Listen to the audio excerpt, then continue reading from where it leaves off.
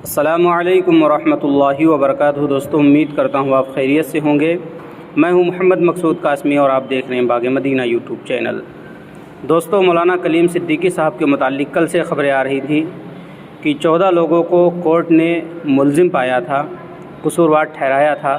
اس کے بعد کل تو سزا کا اعلان نہیں ہو سکا تھا اور آج کے اوپر ٹال دیا گیا تھا، اور آج جو ہے وہ افسوسناک خبر آ چکی ہے۔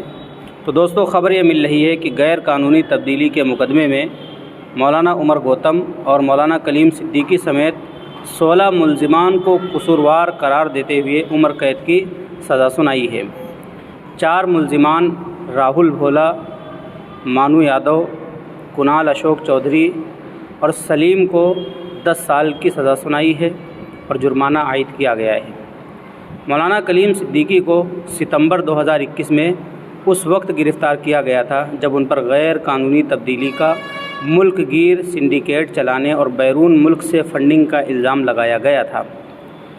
کل 17 ملزمین میں سے ایک ملزم مولانا ادریس قریشی کو اس کی تمام کارروائیوں پر ہائی کورٹ سے روک لگا دی گئی ہے، کیونکہ انہیں حال ہی میں ہائی کورٹ سے روک دیا گیا ہے، اور دیگر 16 ملزمین کو آج NIAATS کورٹ نے سزا سنائی ہے۔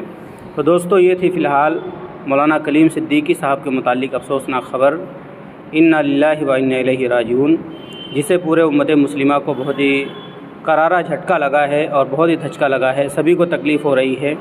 کل مولانا کلیم صدیقی صاحب نے ایک آڈیو جاری بھی کیا تھا، بہت سارے لوگوں نے اس کو بھی سنا ہوگا۔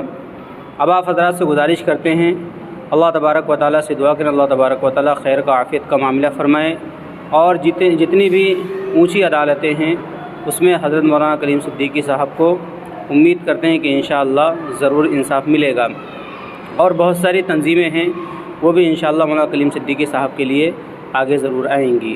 اب آپ حضرات کا اس خبر کے متعلق کیا کہنا ہے، نیچے کمنٹ کیجئے۔ پہلی بار چینل کو دیکھنا ہے سبسکرائب بھی کر سکتے ہیں۔ چلیے دوستو، پھر ملتے ہیں انشاءاللہ جلدی کسی نئے ویڈیو میں۔ السلام علیکم ورحمۃ اللہ وبرکاتہ۔